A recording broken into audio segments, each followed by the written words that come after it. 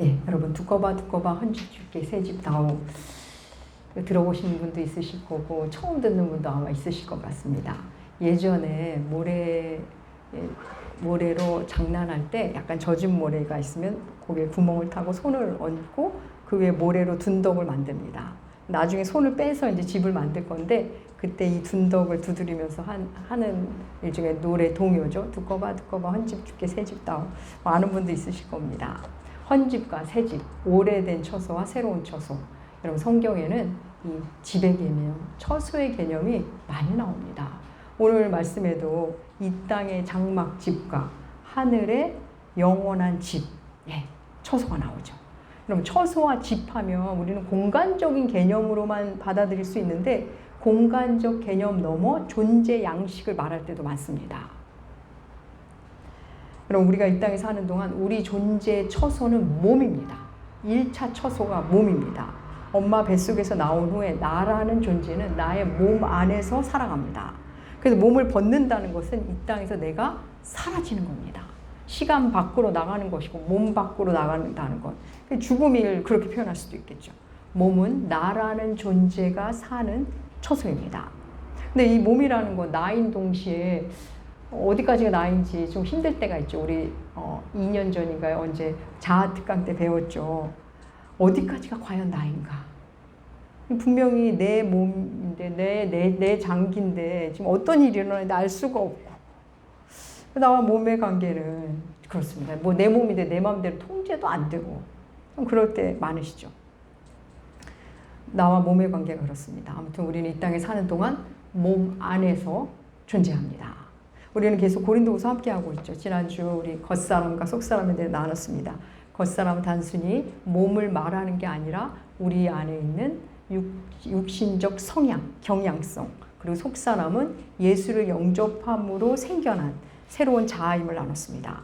우리의 육적 경향성이 무너지면 우리의 영적 자아가 더 견고해진다는 거. 우리 오늘 집사님이 기도 너무 우리 지난주 말씀으로 잘 기도 올려드렸죠. 육적 경향성이 무너지면 우리의 영적 자아가 새로워지는데 근데 웬만해선 잘 안 무너지죠. 어떨 때 무너진다고요? 고난이 와야 무너집니다. 고난이 와야. 고난이 오고 그래서 무너질 때마다 우리의 속사람이 비로소 단단하고 새로워진다라는 말씀 함께 했습니다. 오늘은 그 뒤에 이어지는 말씀인데 이번에는 어떤 경향성이 아니라 실제 육신, 몸을 이야기합니다. 육적 자아가 아니라 그냥 몸뚱이를 이야기합니다. 우리의 육체를 장막집, 텐트에 비유했죠. 네, 설치했다 철거하는 그런 장막집에 비유합니다. 우리의 몸을 땅에 있는 장막집으로 비유하면서 하늘에 있는 우리가 죽어서 만나게 될 새로운 몸에 대해서는 영원한 집이라고 대조하며 말씀합니다. 우리 1절 함께 읽어볼까요? 고린도후서 5장 1절 말씀. 예, 주보에도 실었습니다. 함께 읽겠습니다. 만일 땅에 있는 우리 장막집이 무너지면 하나님께서 지으신 집 곧 손으로 지으신 것이 아니요 하늘에 있는 영원한 집이 우리에게 있는 줄 아느니라. 만일 땅에 있는 우리의 장막집이 무너지면, 만일 우리의 육신이 이제 완전히 무너져 버리면, 근데 여러분 만일이라고 붙였어요. 육신이 무너지지 않는 사람이 있을까요?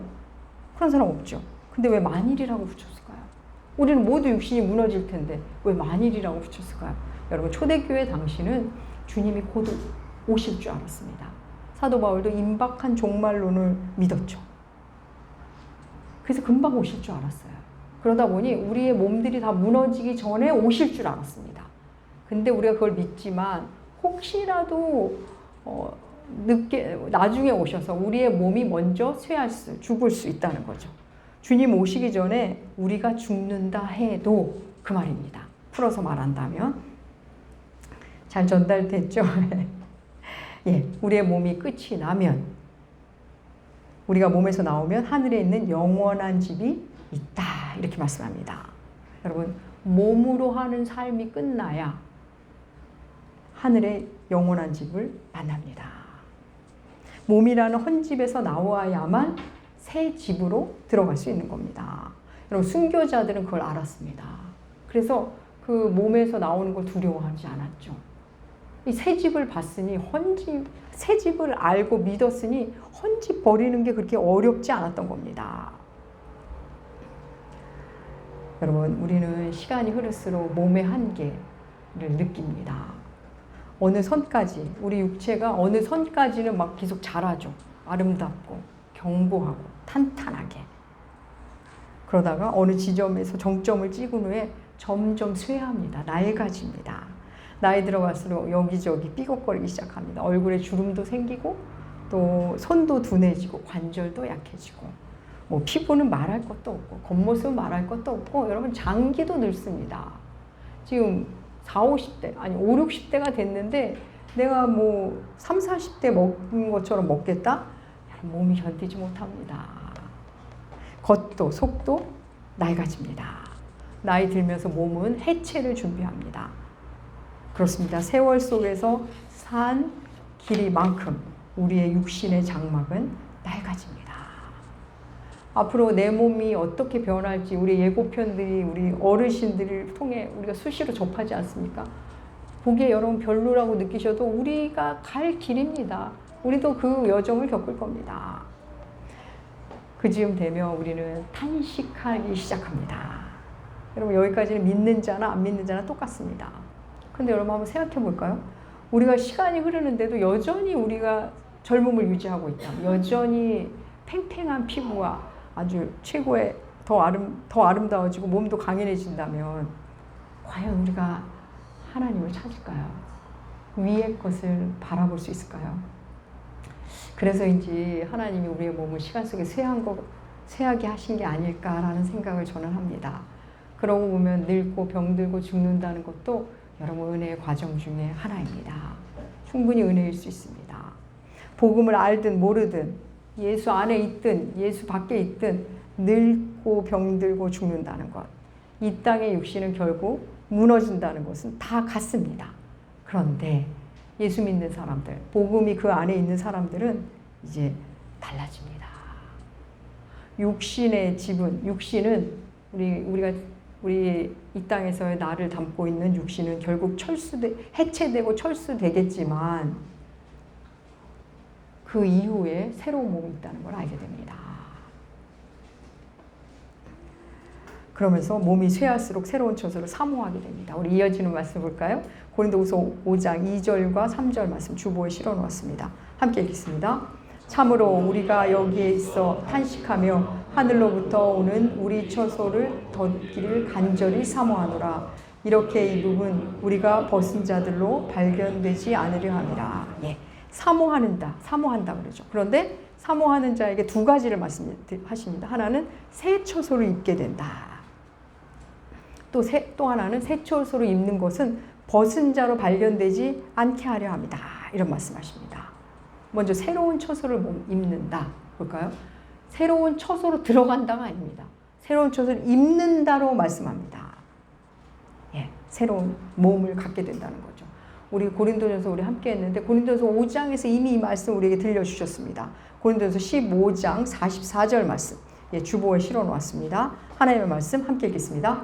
참으로 함께 읽겠습니다. 육의 몸으로 심고 다시 살아나나니 있은즉 또 영의 몸도 있느니라. 예. 우리의 육의 몸이 끝나면 신령한 몸으로 다시 산다는 겁니다. 그 몸이 어떤 몸인지 모릅니다. 그런데 모르지만 이 땅의 몸과는 다른 어떤 신령한 몸이 있다는 거죠. 이 땅의 몸과 다른 신령한 몸, 이 몸에 대한 정보는, 유일한 정보는 부활하신 우리 주님의 몸입니다. 성경 속에 기록된 부활 후 주님의 몸을 보고 우리가 약간 이틀을 얻을 뿐입니다. 우리 부활하신 주님 어떠셨죠? 부활하시고 제자들이 모여 있는 곳에 모일 때 문을 열고 들어오지 않으셨습니다. 그냥 벽을 뚫고 나타나셨습니다. 또 엠마오로 가는 제자들 앞에 나타나실 때는 어떻죠? 그들이 주님을 못 알아봤습니다. 처음에. 그리고 또 우리 주님 손에 못자국이 있었습니다. 우리가 입게 될 새로운 몸, 하늘에 준비된 영원한 처소는 우리는 잘 모르지만 먼저 주님의 몸 손에 못자국이 있었죠. 어떤 의미일까요? 이 땅의 삶과 연속성이 있다는 겁니다. 이 땅의 삶과 연속성이 있다. 그리고 벽을 뚫고 들어오고 엠마오로 가는 제자들이 못 알아보고 이런 걸 볼 때는 이 땅의 몸과 또 비연속적이라는 거죠. 이 땅의 몸과 전혀 다른 도무지 알 수 없는 몸입니다. 그래서 우리가 예측해 보기로는 자주 비유를 들었지만 애벌레가 나비가 되는 것 같고 씨앗이 아름다운 꽃이 되는 것과 같은 겁니다. 그런 놀라운 변화라는 정도만 알죠. 여러분, 애벌레는 나비의 영광을 모릅니다. 씨앗은 자기가 얼마나 예쁜 꽃이 될지 모릅니다. 어쨌든 애벌레의 삶이 끝나야 나비가 되고 씨앗도 썩고 죽어야 꽃이 됩니다. 애벌레가 나비가 되는 것, 기는 존재에서 날아다니는 존재가 되는 것, 완전히 비연속적이죠. 그렇지만 호랑 애벌레가 호랑나비가 되고 노랑 애벌레가 노랑나비가 되는 것, 이건 연속성이 있는 겁니다. 그렇습니다. 육신의 몸을 심고 신령한 몸으로 살아난다. 이 말씀 앞에는 이 땅에서는 전혀 다른 몸이면 불명하지만 이 땅에서 몸으로 살아왔던 어떤 삶이 새로운 몸에 영향을 미친다는 겁니다. 신령한 몸. 그래도 우리는 모릅니다.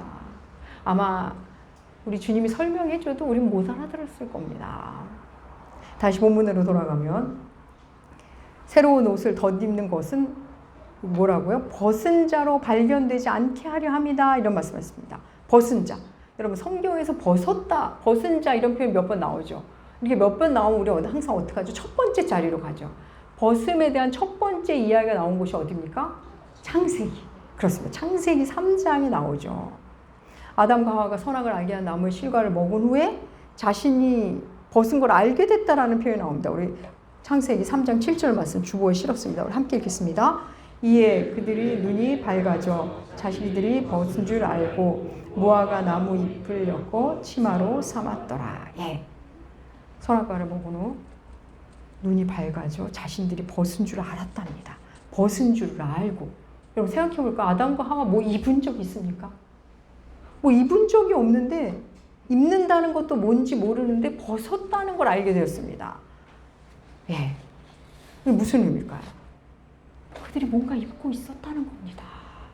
물리적으로는 옷은 아니지만 뭔가를 입고 있었다는 겁니다. 과연 뭘까요? 예. 하나님의 영광을 입고 있었던 겁니다. 하나님이 주신 어떤 그 영광의 자락을 입고 있었던 겁니다. 그런데 명령의 불순종과 함께 그게 없어진 겁니다. 그게 사라졌습니다. 그것을 거두어 가셨습니다. 사랑하는 여러분, 인류는 그날 이후 물리적인 옷을 입고 살지만 이것저것 포장을 하지만 존재론적으로는 벗은 상태입니다.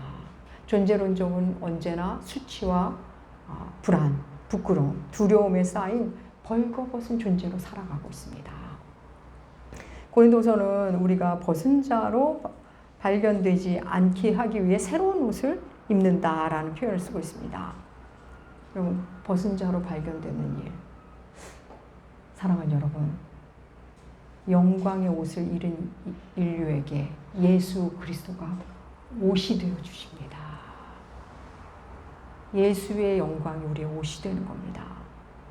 여러분, 우리가 예수를 구주로 영접한다는 것을 신약에서는 예수를 옷 입었다라는 표현을 합니다. 로마서 13장 14절 말씀 함께 읽어볼까요? 주보에 실었습니다. 로마서 13장 14절 말씀 선포하듯 내게 들려주듯 함께 읽겠습니다. 오직 주 예수 그리스도로 옷 입고 정욕을 위하여 육신의 일을 도모하지 말라. 예. 예수로 옷 입고, 여러분 예수 믿는다는 것은 예수로 옷을 입기 시작하는 겁니다. 여러분, 우리 주께서 복음서에서 잔치 비유하실 때 예복에 대해서 말씀하시지 않습니까? 예복 입지 않는 자는 잔치에 못 들어갔습니다. 또 계시록에 보면 4대 교회에게 흰옷을 입으라고 하고 라오디게아 교회에게도 흰옷을 사서 벌거벗은 수치를 보이지 않게 하라고 말씀합니다. 우리 계시록 말씀 한번 읽어볼까요? 계시록 3장 18절 말씀 주보에 실었습니다. 함께 읽겠습니다. 내가 너를 권하노니 내게서 불로 연단할 금을 사서 부유하게 하고 흰 옷을 사서 입어 벗은 수치를 보이지 않게 하고 안약을 사서 눈에 발라 보이게 하라. 예. 벌거벗음이 수치니 몸을 사서 옷을 사서 입으라 하십니다. 옷을 사서. 사랑하는 여러분, 그 옷, 그날 하나님 앞에 가서 그때 가서 사서 입을 수 있는 옷이 아닙니다. 이 땅에서 육의 몸으로 섬긴 자들, 그들이 입은 옷이고 그들이 입을 옷입니다. 좀 더 가볼까요? 본문 4절 말씀도 함께 읽어볼까요? 고린도후서 5장 4절 말씀 함께 읽겠습니다. 참으로 이 장막에 있는 우리가 탄식하는 것은 벗고자 함이 아니요 오히려 덧입고자 함이니 죽을 것은 생명에 삼킨 바 되게 하려 함이라. 예. 사랑하는 여러분, 우리는 종말론적 삶을 사는 그리스도인입니다. 이 땅은 끝이 있고 그리고 나의 개인의 삶도 결국 끝이 있고 그걸 알고 사는 사람입니다. 때때로 너무 삶이 힘들어서 빨리 삶이 끝났으면 좋겠다 탄식할 때도 있지만 속사람이 강건해지기 시작하면 그런 탄식을 하지 않게 됩니다. 이 땅을 벗어나고 싶어서가 아니라 벗어나고 싶어서 천국 가고 싶다가 아니다. 이 땅의 삶도 의미가 있지만 예수와 함께 하는 게 너무 좋아서 그날을 흠모한다는 말씀입니다. 차이점이 느껴지실까 모르겠는데 이 부분은 아마 다음 주에 더 나누게 될 것입니다. 육신을 벗는 게 중요한 게 아니라 새로운 신령한 몸을 덧입는 게 중요하다는 말씀이죠. 여러분, 새 집으로 들어가는데 새 집에 들어가는 게 중요하지 헌 집에서 나오는 것은 그거는 뭐 어려운 일이 아닐 겁니다. 새 집이 마련된 사람에게는. 이어서 우리 주님 너무나 놀라운 말씀, 성경 우리에게 놀라운 말씀을 들려주죠. 4절 후반에 보면 죽을 것이 생명에 삼킨 바 된다. 죽을 것이 생명에 삼킨 바 된다. 무슨 말이죠? 생명이 죽음을 삼킨다는 겁니다. 여러분, 이거 그냥 읽지 마시고 이거 굉장히 놀라운 말씀입니다. 실로 놀라운 말씀입니다. 여러분, 이 땅은 죽음이 생명을 삼키는 곳입니다. 우리가 좀 희망을 갖다가도 절망이 찾아오면 희망이 금방 뚝 떨어지죠. 좀 뭔가 해보려고 뭐 진취적으로 하다가도 낙심이 찾아오면 낙심을 붙잡게 됩니다. 낙심이 그걸 다 삼켜버립니다. 좋은 것을 붙잡으려다가 나쁜 것이 나타나면 나쁜 것에 먹힙니다. 악화가 양화를 구축합니다. 이 땅은 그런 곳입니다, 여러분. 그런데 어떻다고요? 생명이 죽음을 삼킨다.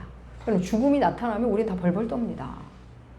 죽음 앞에서 다들 벌벌 떨죠. 지금 여러분, 죽음은 그게 다 삼키는데 죽음이 찾아왔는데 자동차 뭐 어느 회사 걸 할까, 무슨 색깔을 할까, 그게 뭐가 중요합니까? 죽음이 지금 내 앞에 찾아왔는데 뭐 강릉으로 놀러 갈까, 속초로 놀러 갈까, 해외로 갈까, 국내에서 놀까, 그게 뭐가 중요하겠습니까? 손가락 하나 좀 아픈 거, 다리 불편한 거, 죽음이 왔는데 그게 뭐가 중요하겠습니까? 다 삼켜버립니다. 그런데 하늘 소망을 갖게 되면 어떻다고요? 생명이 죽음을 삼켜버린다는 겁니다. 예수 생명으로 죽음을 삼키는 현장, 그걸 이 땅에서 경험한다는 겁니다. 그리스도인은 그 삶을 이 땅에서 살아낸다는 겁니다. 절망을 예수의 은혜로 덮어버립니다. 낙심이 찾아왔지만 예수 생명으로 삼켜버리는 겁니다. 여러분, 예수 믿는다는 거 정말 놀라운 일 아닙니까? 우리의 장막집이 더 쇠하기 전에 이 말씀을 깊이 만나시고 이 놀라운 은혜를 누리시는 여러분들 되시기 축복합니다. 그렇다고 이 놀라운 사실 그냥 무조건 믿으라 그러는 하나님 아닙니다. 우리의 믿음을 도와주는 분이 있습니다. 고린도후서 5장 5절 말씀 함께 볼까요? 5장 5절 함께 읽겠습니다. 이것을 우리에게 이루게 하시고 보증으로 성령을 주시는 이는 하나님이시죠. 예, 보증으로 성령을 주셨다. 성령께서 우리로 알아가게 하십니다. 믿어지게 하시고 알아가게 하십니다. 그러니까 내가 보증하니까 믿어라 이렇게 하시는 겁니다. 보증 서는 사람이 얼마나 믿음직스러울수록 우리가 따르지 않습니까? 여러분, 부족한 저도 여러분에게 말씀드리죠. 제가 뭐 보증이란 말은 안 하지만 교회의 가르침을 따르십시오. 말씀 읽으십시오. 여러분에게 유익입니다. 묵상 매일매일 해보십시오. 한 달만 해보십시오. 여러분에게 이익입니다. 제가 이렇게 말씀드릴 수 있는 거는 성령께서 보증해 주셨기 때문에 쥐뿔도 없는 제가 당당히 말할 수 있는 겁니다. 묵상하십시오. 여러분에게 유익입니다. 성경을 제발 읽으십시오. 저 위해서 하는 거 아닌데 여러분 위해서 하는 겁니다. 이렇게 자신 있게 말씀드리고 권면할 수 있는 거는 성령이 보증하셨기 때문입니다. 사랑하는 여러분, 좀 부끄러운 이야기일 수 있는데 저는 때때로 이 땅의 삶이 너무 힘겨울 때면 하나님 이 땅의 삶을 어서 다 살아내고 내 숙제 다 하고 내 몫의 고난도 다 당하고 할 일 다 마치고 주님께 가고 싶습니다. 이렇게 기도할 때도 있습니다. 그런데 오늘 말씀을 준비하면서 그게 얼마나 하나님 마음을 아프게 하는 탄식인지 저에게 더 깊이 들려주셨습니다. 여러분, 이 땅이 힘들어서 끝났으면 좋겠다가 아니라 예수님과 함께 하고 싶어서 주님을 생각만 해도 이렇게 좋고는 주님을 배울 때 얼마나 좋으랴, 그 마음으로 하나님께 가고 싶은 마음을 갖는 것, 그게 진정한 하나님의 성숙한 자녀입니다. 그러면 도망가고 싶어서 힘들어서 엄마를 막 찾는 게 아니라 그냥 엄마가 좋아서 엄마를 보고 싶어서 엄마에게 달려가는 것. 맞이하는 엄마도 달려가는 자녀도 다릅니다. 사랑하는 여러분, 우리가 덧입을 하늘에 쳐서 내가 하늘에 가서 장만하는 처소 아닙니다. 누가 장만할까요? 성경이 우리에게 말합니다. 요한복음 14장 2절과 3절, 우리 주 예수 그리스도의 말입니다. 요한복음 14장 2절과 3절 주보에 실었습니다. 함께 읽겠습니다. 내 아버지 집에 거할 곳이 많도다. 그렇지 않으면 너희에게 일렀으리라. 내가 너희를 위하여 거처를 예비하러 가노니 가서 너희를 위하여 거처를 예비하면 내가 다시 너희에게 영접하여 나 있는 곳에 너희도 있게 하리라. 예, 우리 주 예수 그리스도께서 준비하신 처소입니다.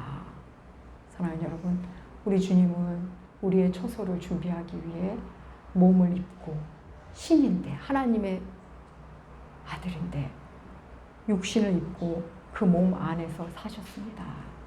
그리고 이 땅에 사시는 동안은 머리 둘 곳이 없었습니다. 우리는 집이라도 있지. 전세건 월세건 집이라도 있지. 우리 주님은 머리 둘 곳이 없었습니다.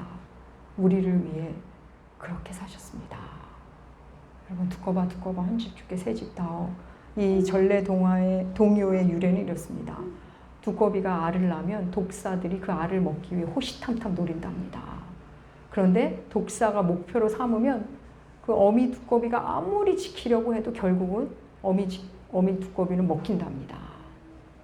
근데 이 어미 두꺼비가 필사적으로 싸우다 결국 먹히는데 먹히면서 자기 몸에 있는 온갖 독을 다 뿜으면서 죽는답니다. 그 독사 안에서. 그러면 독사도 죽는답니다. 어미 두꺼비를 먹은 채 독사가 죽는 거죠. 어미도 죽고 독사도 죽습니다. 그러면 새끼 두꺼비들이 죽어있는 독사와 어미를 먹고 튼튼하게 자란답니다. 그 이야기에서 두꺼봐 헌집 주께 새집 다오라는 전래 동요가 나왔답니다. 그래서 여기서 헌집은 엄마 두꺼비, 새집은 새끼 두꺼비들입니다. 사랑하는 여러분, 우리가 하늘의 새 처소로 입을 수 있는 것은 예수 그리스도 십자가의 죽음, 십자가의 은혜 덕분입니다. 우리는 우리의 힘으로 하늘의 처소 마련할 수 없습니다. 예수의 은혜 아래, 십자가의 은혜 아래 들어가는 것 외에는 방법이 없습니다. 우리가 기억해야 할 것은 그때 가서 하나님 앞에 서면 그때 가서 뭘 해야지 아무 의미 없어요. 우리에게 기회는 이 땅에 살아있을 때까지입니다. 이 땅에 몸을 벗어나기 직전까지에만 기회가 있고 그 이후에는 기회가 없습니다. 여러분, 신랑을 기다리며 기름을 채워놓는 슬기로운 다섯 처녀, 잔치집에 가기 위해 예복을 준비하는 사람들, 또 임금의 오른편에 있는 양들, 이 모든 것은 이 땅에서 하는 일입니다. 이 땅에서. 기름이 뭔지, 예복이 뭔지, 선한 행실이 뭔지 모를 수도 있습니다. 모른다 해도 하루하루 성령의 인도하심을 받고 성령께 안테나를 세워서 하루하루 주신 말씀에 순종하며 살면 사는 일, 그건 우리의 몫입니다. 우린 그것만 하면 됩니다. 사랑하는 여러분, 우리의 육신의 장막집입니다. 결국 해체되고 철수됩니다. 걷어가십니다. 하나님이 그리 설계하셨습니다. 해체되고 철수되고 그렇게 이 땅에서 없어질 몸이기에 여러분, 우리의 육의 장막이 더 소중하고 이 땅의 삶이 더 소중한 겁니다. 오늘 기도하는 집사님도 그 얘기를 했죠. 하루하루 얼마나 소중한 삶인지. 여러분, 우리 이 땅의 삶, 이 땅의 몸으로 사는 동안 하루하루를 소중히 여기십시오. 내가 잘 쇠할 수 있도록 잘 살피시고 일상을 귀히 여기십시오. 여러분, 하나님은 우리를 선교지에서 막 자라게 하고 뭐 어떤 대단한 체험으로, 아니, 일상 속에서 우리를 완성해 가십니다. 하나님은 이 땅을 변화시키는 게 아니라 이 땅의 상태에서 나를 변화시키는 겁니다. 이 상태를 자꾸 바꿔라 그거는 두 번째 일입니다. 이 땅의 상태에서 우리를 변화시켜 가시는 겁니다. 사랑하는 여러분, 육의 장막은 결국 무너집니다. 육의 한계를 느낄 때마다 하늘의 처소를 사모하시기 바랍니다. 우리는 언젠가 우리 모두 이사 갈 것을 기억하십시오. 우리는 다 이사 가야 합니다. 이사 가기 전까지 내 몸을 귀히 여기시고, 그리고 내가 새롭게 맞이할 새로운 신령한 몸을 기대하시며 모든 남은 날을 소중히 여기시고, 그러면서 위의 것을 사모하며 사는 나무교회, 그리고 여러분들 되시기 주의 이름으로 축복합니다. 기도하겠습니다. 하나님 아버지, 우리에게 육신을 주신 아버지, 이 육의 장막이 끝나는 날까지 이 땅에서 더욱 주님의 자녀다워지기를 소망합니다. 성령을 보증으로 주신 하나님, 성령의 인도하심에 날마다 깨어있게 하시고 더욱 주를 사랑하며 새로운 신령한 몸을 만나러 갈 때 기쁘게 갈 수 있는 우리가 되게 하여 주시옵소서. 감사드리며 존귀하신 예수님의 이름으로 기도합니다. 아멘.